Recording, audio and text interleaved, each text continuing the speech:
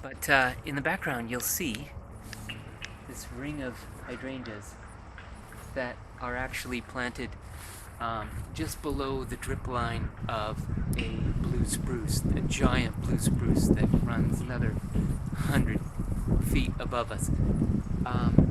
So just below the drip line is this ring of hydrangeas that creates like a circular room. And in the summertime, the hydrangeas reach all the way up to the bottom branches of the blue spruce. So I'm just giving them a spring trim. And there is some debate about whether you trim hydrangeas in the fall or in the spring. And for me, the rule of thumb is if they look ugly, chop them. I usually wait until the spring if they look nice and then trim them back. If you're happy with the size of your hydrangeas, what I recommend is cut them back about 10%.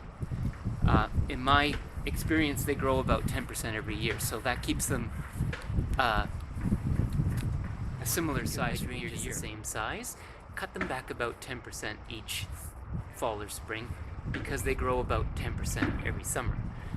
If they're still too small for you, then cut them only 5% just to encourage vigorous growth in the branches to thicken them up.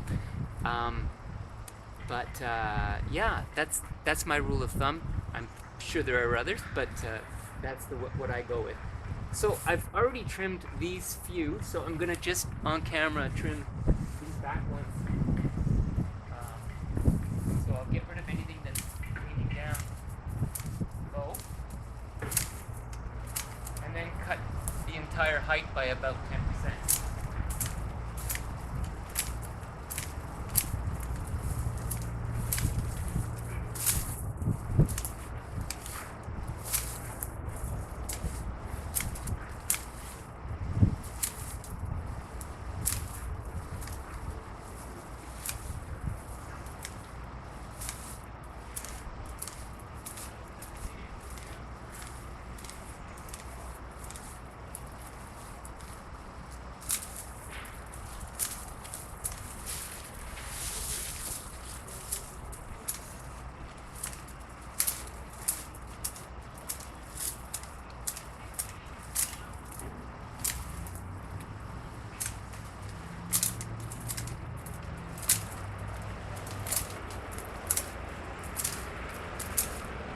This is more like 20%, but this one's huge, so we're giving him an extra haircut to even it up with the rest of the ring.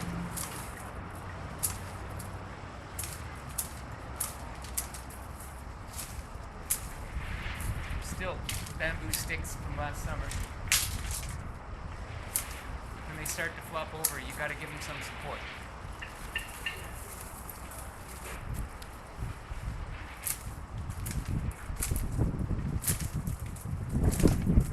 Okay, I'll probably neaten that up a little more later, but you get the picture. And of course there's some raking to be done down below here.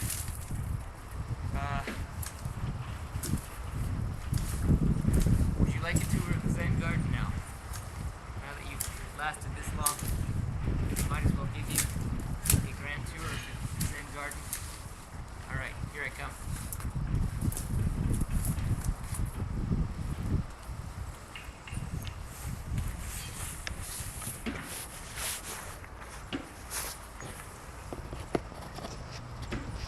Okay, so I'm gonna pull up and back a little bit so you get a sense of how big this spruce is above us.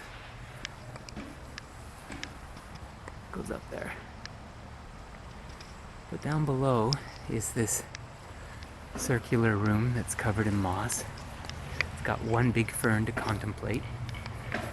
The trunk you see in the foreground is actually a beautiful crabapple which will be blooming pretty soon. Pulling back even further, you can see the new growth on top of the crabapple here. But they're quite early to bloom, so I would suspect maybe in a couple weeks. Meanwhile, the Zen garden, you just want to keep it as clean as possible. There's a rock to contemplate.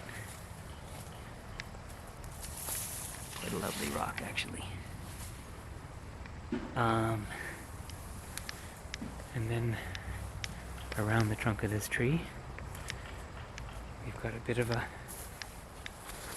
circular bed going on. Oh, and there's my tripod. Okay, until next time.